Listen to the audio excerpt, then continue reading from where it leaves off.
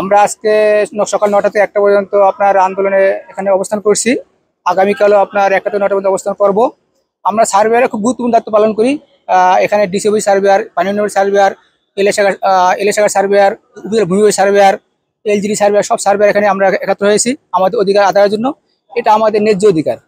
আমাদের এই অবস্থান কর্মসূচি সেটা হলো ডিপ্লোমা ইন ইঞ্জিনিয়ারিংদের 10ম গ্রেড, যা অন্যান্য সকল টেকনোলজি, যেমন বাংলাদেশে 33টা টেকনোলজি আছে ডিপ্লোমা ইন ইঞ্জিনিয়ারিং, তার মধ্যে শুধুমাত্র সার্ভে ডিপ্লোমাই এখনো 10ম গ্রেড পায়নি, যা আমাদের সাথে এক ধরনের বৈষম্য। আমাদের অধিকার থেকে আমাদের বঞ্চিত করা হচ্ছে।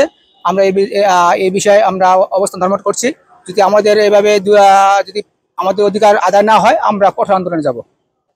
আজকে আমরা মৌলভীবাজার জেলা প্রশাসকের কার্যালয়ের সামনে আমরা মৌলভীবাজার জেলা প্রশাসনে কর্মরত সকল ডিপ্লোমা ইন ইঞ্জিনিয়ারিং সার্ভেয়ার এবং আমাদের উপজেলা এলজিডি অফিস এবং আমাদের জেলার পানি উন্নয়ন বোর্ডের সার্ভেয়ার বিন্দু সবাই আজকে আমরা এখানে কর্মবিরতি এবং অবস্থান ধর্মঘট পালন করতেছি। এটা হচ্ছে আমাদের কেন্দ্রীয় কর্মসূচির একটা অংশ। আপনি জেনে থাকবেন বাংলাদেশের 33টি ডিপ্লোমা ইন ইঞ্জিনিয়ারিং টেকনোলজি, তার মধ্যে 32টি টেকনোলজি ইতিমধ্যে 10ম গ্রেড মানে দ্বিতীয় শ্রেণীর পদমর্যাদায় তারা চাকরি করতেছে।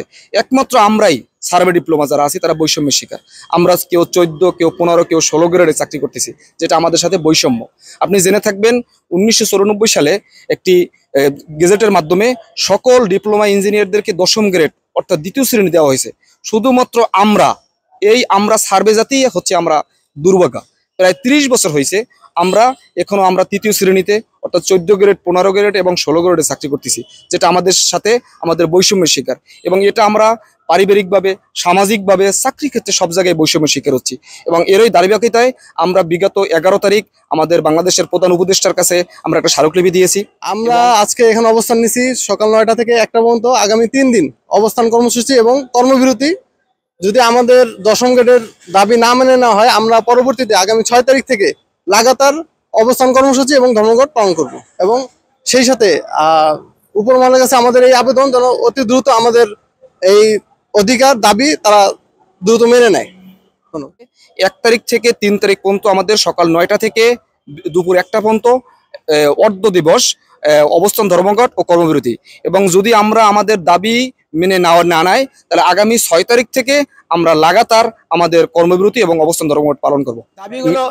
দাবিগুলো হলে অন্য সব ডিপ্লোমার মতো আমাদেরও 10ম গ্রেড দেওয়া হোক। যেহেতু সরকার আমাদের 94 সালে 10ম গ্রেড ঘোষণা করছে, তাছাড়া আমরা করে একটা ডিগ্রিও আছে, আমরা 10ম গ্রেড ডিগ্রি বা 10ম দেওয়ার জন্য, কিন্তু এগুলো আমার বাস্তবায়ন হচ্ছে না। এই জন্য আমরা বৈষম্যের শিকার। এখানে আমরা ছাত্র এবং পেশায় পরিষদ আমরা এই অবস্থান ধর্মঘট পালন করছি, কর্মবিরতি করছি আর কি।